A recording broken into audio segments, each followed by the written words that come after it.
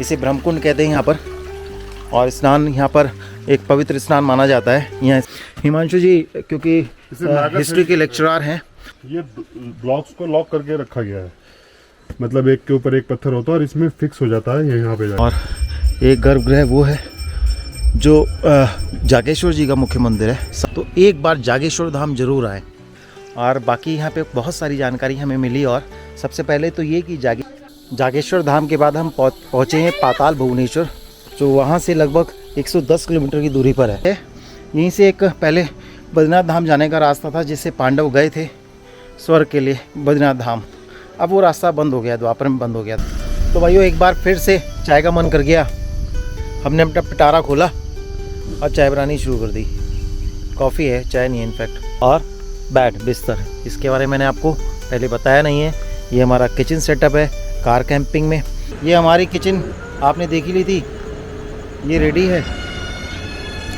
पुलाव बनाया है इस समय, ये पुलाव हम खाएंगे। हिमांशु जी रेडी हैं, सब सामान रेडी करके हिमांशु जी ने पुलाव लगा दिया और अब बन चुका है। थोड़ा ठंडा होने का इंतज़ार कर रहे हैं, दूध यूज़ कर लेंगे। बाकी यहाँ से लेकर और यहाँ तक का लगभग 6.25 फीट का स्पेस रहता है और 2 बंदे बड़े आराम से सो जाते हैं। हेलो दोस्तों, सुप्रभात। एक बार फिर से आपको प्यारी सी मीठी सी गुड मॉर्निंग। और जैसे कि हम लोग आदि कैलाश जी की टूर पर निकले हुए हैं, आपको मालूम ही है। कल शाम यानी कि डे 1 में हम लोग जागेश्वर धाम पहुँचे थे। शाम हो चुकी थी, आरती हमें मिल गई और दर्शन भी हमें हो गए, लेकिन महामृत्युंजय जी के हुए। मेन मंदिर के दर्शन अब सुबह करेंगे हम लोग। आज सुबह के 6 बजे। मौसम आप देख रहे हैं यहाँ का अच्छा मौसम है, थोड़ा थोड़ा ठंडा है। बारिश हुई क्योंकि कल ये पूरा प्रांगण पूरा देवदार के पेड़ों से और चीड़ के पेड़ों से घिरा हुआ है। ये जागेश्वर धाम जी का प्रांगण ना।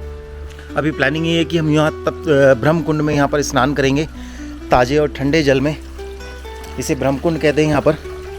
और स्नान यहाँ पर एक पवित्र स्नान माना जाता है। यहाँ स्नान करके हम सीधे निकलेंगे वहाँ जागेश्वर धाम में, जहाँ पंडित जी हमारा इंतज़ार कर रहे हैं। 6 बजे की हमारी पूजा थी, हम आधा घंटा लेट हो चुके हैं। हम लोग पूजा करेंगे, पूजा करने के बाद सीधे हम लोग निकलेंगे पाताल भुवनेश्वर। लेकिन उससे पहले हमें एक टेंशन ये है कि इस ठंडे पानी में स्नान कैसे करें। तो भाई लोगों, इस ब्रह्मकुंड में नहा के हम लोग हो गए तैयार। और हिमांशु जी भी रेडी हैं, मैं भी रेडी हूँ। हम लोग सीधे निकलेंगे अब मंदिर में दर्शन के लिए। ये देख रहे हैं आप, ये शैली, ये पांडव काल की शैली ना हिमांशु जी क्योंकि हिस्ट्री के लेक्चरर हैं, तो इतिहास के अच्छे जानकार हैं। खासकर जो हमारे ब्राह्मणों के मंदिर हैं यहाँ पर भारत में, तो उसके ये अच्छी जानकारी है। कौन सी शैली है? ये नागर शैली कहलाती है। पूरे उत्तर भारत में यही शैली मिलेगी, नागर शैली। ये ब्लॉक्स को लॉक करके रखा गया है, मतलब एक के ऊपर एक पत्थर होता है और इसमें फिक्स हो जाता है यहाँ पे जाके। और ये मंदिर के अलग अलग पार्ट होते हैं, जैसे ये आमलक कहलाता है। ये ऊपर वाला आमलक, ये आमलक कहलाता है। ये आप ध्यान करो, ये नागर शैली में रहता है ना, की शेप का नागर शैली कहलाती है। आइए इधर से चलते हैं। अब यहीं से रास्ता चला जाता है नीचे मंदिर के लिए ना। वो सामने मंदिर है, मुख्य मंदिर, गर्भगृह। पंडित जी यहाँ पर, गोकुल जी वो मिलने वाले हैं हमें यहाँ पर। और देखिए मुख्य मंदिर है महामृत्युंजय जी का, जहाँ हमारे शाम को दर्शन हुए थे, आरती हुई थी। और एक गर्भगृह वो है जो जागेश्वर जी का मुख्य मंदिर है सामने। बाकी छोटे छोटे लगभग 125 के करीब मंदिर हैं, 125 ये छोटे छोटे मंदिर समूह बनाए हुए इन्होंने पूरे इसमें। और एक ही शैली, जैसा हिमांशु जी बता रहे थे, नागर शैली में बने हुए मंदिर है। और ऊपर आमलक के आकार का हर एक मंदिर में आप देखते होंगे ये गुम्बद सा बना रहता है। बाकी अंदर मोबाइल की इजाज़त नहीं है, तो अंदर तो मैं आपको दर्शन नहीं करा पाऊँगा। बाकी हिमांशु जी चले गए पंडित के पास, मैं भी पहुँचता हूँ। जल्दी से दर्शन करते हैं और फिर आगे की प्लानिंग करते हैं ना। हाँ, तो दोस्तों हमारे हो गए बहुत अच्छे दर्शन और पूजा भी होगी अंदर। पंडित जी ने बहुत अच्छी पूजा करवा दी हमारी अंदर में। ये मुख्य मंदिर है यहाँ पर, ये सामने ना, यह हमारी पूजा अर्चना हुई। पंडित जी ने जलाभिषेक भी करवाया और बेलपत्र वगैरह जलवाई।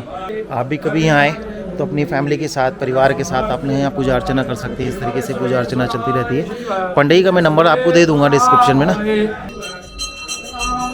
बाकी इसके अलावा ये सामने महामृत्युंजय मंदिर है। महामृत्युंजय मंदिर में आप महामृत्युंजय जी के जाप कर सकते हैं, उसका बहुत बड़ा फल मिलता है यहाँ पर। और आगे हिमांशु जी भी आगे पूजा अर्चना करके ना। और हम लोग यहाँ से अब निकलेंगे सीधे आगे पाताल भुवनेश्वर के लिए, और रास्ते में करते हैं बातें। तो अभी जागेश्वर धाम से लौटते हुए हम लोग रुके हैं यहाँ दंडेश्वर महादेव मंदिर। ये यहाँ से लगभग 2 किलोमीटर पहले पड़ता है जागेश्वर धाम से। ये मंदिर लगभग उसी शैली में बना हुआ मंदिर है। और सामने वैली देखिए कितनी सुंदर है। मतलब मैं आपसे ये कहूँगा, अगर आप अल्मोड़ा आए हैं घूमने के लिए, नैनीताल आए हैं घूमने के लिए, तो एक बार जागेश्वर धाम जरूर आए। तो इस मंदिर में, दंडेश्वर महादेव मंदिर में महादेव जी की शिला के रूप में हमने दर्शन कर लिए। कैमरे की इजाज़त नहीं है तो दर्शन नहीं करा पाया। और बाकी यहाँ पे बहुत सारी जानकारी हमें मिली। और सबसे पहले तो ये कि जागेश्वर धाम जो स्थापना हुई है वो इसी दंडेश्वर महादेव मंदिर के बाद हुई है। और ये भी कहा जाता है कि इसके बाद जो जागेश्वर धाम मंदिर है यहीं से 12 ज्योतिर्लिंग की उत्पत्ति हुई, स्थापना हुई है अलग अलग जगहों पर। विश्व में कुल लगभग 64 ज्योतिर्लिंग हैं, जिसमें ये 12 ज्योतिर्लिंग मुख्य हैं। और उन 12 ज्योतिर्लिंग में जो स्थापना शुरुआत होती है, यहाँ के लोग मानते हैं कि ये जागेश्वर धाम के बाद शुरुआत होती है। यानी सबसे पहले जो ज्योतिर्लिंग की स्थापना हुई थी वो जागेश्वर ज्योतिर्लिंग की स्थापना हुई थी, ऐसा यहाँ के लोगों का मानना है, जो अभी पंडित जी ने हमें बताया। ये 2 मुख्य बातें यहाँ पर पता चली हैं जो आपको और कहीं पता नहीं चलेंगी, मेरे साथ इसी ब्लॉग में पता चलेंगी। तो बने रहिएगा और आगे बहुत सारी जानकारी आपको मिलने वाली है पाताल भुवनेश्वर की भी। मिलते हैं पाताल भुवनेश्वर। बाय।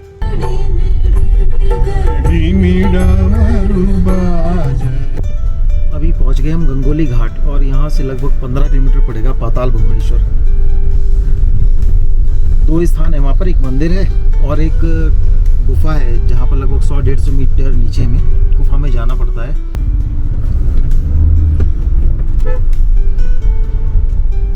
तो बस पहुँच गए हम पाताल भुवनेश्वर। लेकिन यहाँ रश बहुत है, ऐसा लग रहा है गाड़ी लगाने की जगह नहीं है पार्किंग की। पहले तो वो देखना पड़ेगा। ये सब इधर गाड़ियाँ लगी हुई हैं। लेट हो गए हम, लगभग 12:30 ही हो रहे हैं। अब यहाँ से धारचूला भी जाना है हमने। ये पाताल भुवनेश्वर गुफा केव यहाँ पर है नीचे। आप आए तो बेलपत्र यहाँ से लेके जाएं। तुम दिखाई नहीं दे रहे, ऐसा लग रहा है मैं अकेला आया हूँ। तुम थक के गाड़ी में सो रहे हो।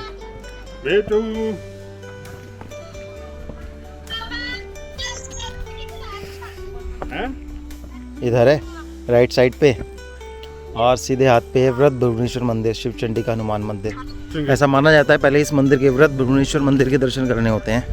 तो हिमांशु जी ने कहा है कि हम पहले वहीं दर्शन करेंगे। फिर हो गए दर्शन हिमांशु जी। एक बहुत छोटे से शिवलिंग है यहाँ पर, जिन्हें वृद्ध भुवनेश्वर के नाम से जाना जाता है। अब वो क्यों फेमस है यहाँ पर, इसके बारे में उन्होंने नहीं बताया पंडित जी ने। जागेश्वर धाम के बाद हम पहुँचे हैं पाताल भुवनेश्वर, जो वहाँ से लगभग 110 किलोमीटर की दूरी पर है।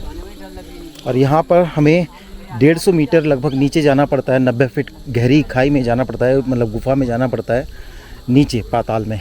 और तब जाके भोलेनाथ जी के दर्शन होते हैं यहाँ पर। हो गए जी दर्शन।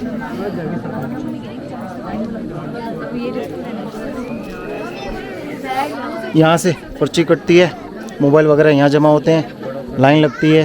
और लगभग 90 मीटर नीचे, 90 मीटर गहरा और 150 मीटर लंबी पूरी गुफा है जहाँ पे जाके दर्शन होते हैं। बहुत अच्छा एनवायरनमेंट है। तो आज दूसरे दिन हमने कर लिए 2 दर्शन कर लिए हमने। अर्ली मॉर्निंग जागेश्वर धाम जी के दर्शन किए, वो हमको सुख प्राप्त हुआ। फिर वहाँ से हम लोग निकले और यहाँ पाताल भुवनेश्वर में भी हमने भोले बाबा जी के दर्शन कर लिए। और बहुत सारी आकृति जिनको ने नाम दिए हैं, गणेश जी और वृक्ष है कोई, मतलब बहुत सारा है, सब एक्सप्लेन करते हैं गाइड। लेकिन मुख्य जो है वो लास्ट में जो पाताल भुवनेश्वर जी का शिवलिंग है वो है। और यहीं से एक चीज़ है, यहीं से एक पहले बद्रीनाथ धाम जाने का रास्ता था, जिससे पांडव गए थे स्वर्ग के लिए बद्रीनाथ धाम। अब वो रास्ता बंद हो गया, द्वापर में बंद हो गया था। सबसे बड़ी चीज़ ये है, जो स्लिप कटती है उसी में नंबर लिखा होता है, कौन सा नंबर है आपका। एक स्लिप में 5 लोग भी हो सकते हैं, 10 लोग भी हो सकते हैं, जितने आपका साइज़ है, फैमिली साइज़ है, ग्रुप साइज़ है, उतना है। लेकिन वो उससे इरेस्पेक्टिवल आपका कितने 30% का ग्रुप वो भेजेंगे, चाहे उसमें 2 स्लिप आएँ, चाहे 4 आएँ, चाहे 5 आएँ। ऐसा नहीं कि 30 स्लिप्स भेजते हैं, 30% का ग्रुप भेजते हैं। 30-35 हो जाता है अराउंड, वो भेजते हैं एक बार में। लगभग बजे हैं 3 और यहाँ से निकलेंगे धारचूला। लेट नाइट पहुँचेंगे, 7:30-8 बजे से पहले नहीं पहुँचेंगे धारचूला। परमिट का भी देखना है, वहाँ से इनर लाइन परमिट बनवाना है, उसकी जानकारी मैं आपको दूंगा कैसे बनाते हैं। अभी तो फ़िलहाल पहुँचते हैं धारचूला, गाड़ी पकड़ के। आगे की बात रास्ते में। बाय। तो भाइयों एक बार फिर से चाय का मन कर गया, हमने अपना पिटारा खोला और चाय बनानी शुरू कर दी। कॉफ़ी है, चाय नहीं है इनफैक्ट। गैस जल रही है ना? जल रही है। लेट हो गए थे तो इस चक्कर में हमने दोपहर का लंच नहीं बनाया, ब्रंच कर लिया, स्नैक्स वगैरह ले लिया, उसी से पेट भर गया। अब चाय पियेंगे, इसके साथ थोड़े से स्नैक्स और ले लेंगे, नमकीन बिस्किट, क्योंकि लेट हो जाएंगे हम लोग। वहाँ पर पाताल भुवनेश्वर में बहुत टाइम लग गया हम लोगों को, बहुत टाइम, वहाँ भीड़ बहुत ज़्यादा थी। अभी यहाँ से लगभग हमें लगेंगे 2.5 से 3 घंटे लगेंगे पहुँचने में धारचूला। बज रहे हैं 5, यानी कि हम लोग 8:30-9 बजे तक पहुँचेंगे। कहाँ स्टे कर लेंगे, मतलब कहाँ गाड़ी पार्क करेंगे, कब खाना बनाएंगे, कुछ नहीं पता। तो ये शेड्यूल कल तक का, तो आज तक का तो बड़ा हेक्टिक होने वाला है हमारा। बाकी कल से बहुत रिलैक्स मोड में हम लोग यात्रा करेंगे आदि कैलाश जी की और ओम पर्वत जी की, और उसमें एक अच्छा आनंद भी लेंगे। भक्ति में रहेगा हमारा पूरा टूर, और साथ में रहेगा हमारा ये किचन और बेड, बिस्तर। इसके बारे में मैंने आपको पहले बताया नहीं है। ये हमारा किचन सेटअप है कार कैंपिंग में, और ये यहाँ से लेकर और ये जितना बैग वगैरह कपड़े देख रहे हैं ना, आगे वाली सीट वहाँ तक ये हमारा बेड है। मैं इसको नाइट में आपको दिखाऊंगा कैसे बेड बन जाता है पूरा। ये सारा जितना भी हमारा लगेज है ये सब आगे वाली सीट पे आ जाता है, और ये पूरी जगह कंफर्टेबली हम लोग कल रात सोए इसमें। जब हम जागेश्वर रुके थे तो इसी में सोए, इसके अंदर ही, और बहुत कंफर्टेबल नींद आई, बहुत अच्छी नींद आई हमें वहाँ पर। साथ में हमने स्नैक्स वगैरह वहीं बनाते रहे थे, जवे बना लिए थे, जवे लेके आया था मैं, आज फिर बनाएंगे जवे।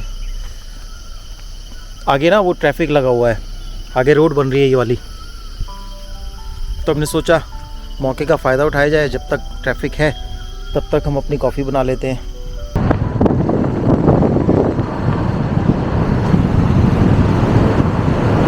मेरी एक राय रहती है जो हमेशा लोगों से कहता हूँ मैं, कि जब भी आप हिल टूर के लिए आए तो लंबे समय में कम दूरी तय करें। यानी पूरे दिन में जो आप डेस्टिनेशन तय कर रहे हैं एक दिन का, वो कम दूरी वाला करें, ताकि आप जगह जगह बीच में रुक पाएँ और पूरी प्रकृति का आनंद ले पाएँ। केवल डेस्टिनेशन ही नहीं, डेस्टिनेशन के अलावा भी बहुत सारी चीज़ें हैं उत्तराखंड या किसी भी हिल एरिया में, आप उस चीज़ का पूरा एंजॉय करें, क्योंकि आप आए हिल एरिया में फिर पता नहीं कब आना हो। और भागदौड़ वाली ज़िंदगी से ये शांति वाली ज़िंदगी, एक साइलेंट, एक आप अपना जीवन यहाँ पर कुछ समय बिता सकते हैं। बहुत सारे टूर पैकेजेस हम लोग भी देते हैं और आप खुद से भी देख सकते हैं। और हम लोग कहते भी हैं, अगर आपको किसी भी तरह की टूर करना है और आपको कोई भी गाइडेंस चाहिए तो इंडिया टूर एंड ट्रिप आपको फ्री ऑफ कॉस्ट, बिना किसी पैसे के, बिना किसी लालच के आपको सारी चीज़ें डिस्क्राइब करता है, डिटेल देता है, जिसके लिए हम ये वीडियो बनाते भी हैं। और किधर से जाना है हिमांशु जी? इधर।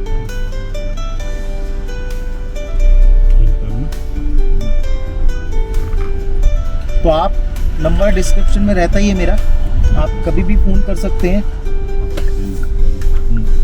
आप कभी भी फ़ोन कर सकते हैं, जानकारी ले सकते हैं। जो हमें पता होगा हम ज़रूर आपको बताएंगे। इससे हमारे टूर पैकेजेस का आपको लेना या लेना इससे कोई वास्ता नहीं है, वो अलग सिस्टम है। आप हमसे टूर करते या नहीं करते ये चीज़ें अलग हैं, लेकिन जानकारी हम आपको पूरी देंगे ताकि आप खुद से भी अपनी यात्रा कर पाएँ, कोई भी आप टूर कर पाएँ, चाहे हिल एरिया का हो या पिलग्रिमेज टूर। ज़्यादातर हम लोग करते हैं, 4 धाम यात्रा होगी, 12 ज्योतिर्लिंग हो गए, और काशी विश्वनाथ जी हो गया, अयोध्या हो गया, बहुत सारे टूर हैं हमारे, नेपाल हो गया, श्रीलंका हो गया। तो लिस्ट बहुत लंबी है हमारे टूर पैकेजेस की। आप वो हमसे लें या ना लें, लेकिन जब भी आप टूर के लिए जाएं और आपको कोई भी शंका हो, आप एक बार कॉल करके ज़रूर हमसे जानकारी ले सकते हैं, खासकर हिल एरिया की, उत्तराखंड। तो दोस्तों लगभग 8:30 बजे हम पहुँचे हैं धारचूला। गर्मी बहुत है यहाँ, पसीने आ रहे हैं।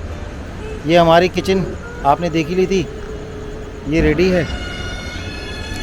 पुलाव बनाया है इस समय, ये पुलाव हम खाएंगे। हिमांशु जी रेडी हैं, सब सामान रेडी करके हिमांशु जी ने पुलाव लगा दिया और अब बन चुका है। थोड़ा ठंडा होने का इंतज़ार कर रहे हैं। दूसरी चीज़, ये हमारा सेटअप है पूरा सोने का।